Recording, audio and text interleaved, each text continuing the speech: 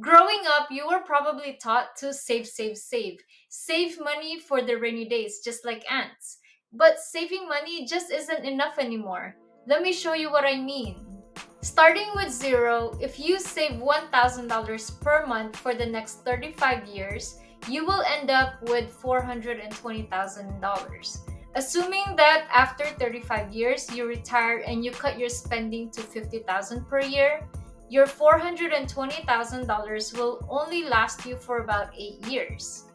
But if you invest that $1,000 per month for the same amount of time with an average rate of return of 10% annually, at the end of 35 years, you will end up with 3.2 million.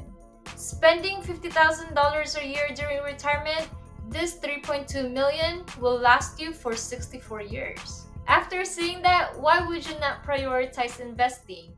If you live in a country where they provide benefits to older people like government subsidies, then you're already ahead of those people who don't. And you're even more fortunate if you can live off of those benefits alone. But most often, it's just not enough, and you have to find other means to survive or to get by. Some cultures, like mine, we're expected to take care of our parents after we reach a certain point of our lives. But I personally do not want that for my kids.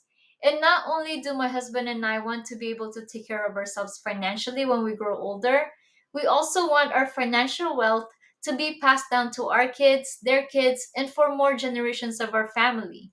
Continuing to invest and teaching our kids how to invest are necessary to reach our goal of making our financial wealth last for many generations. Because saving money is just not going to cut it.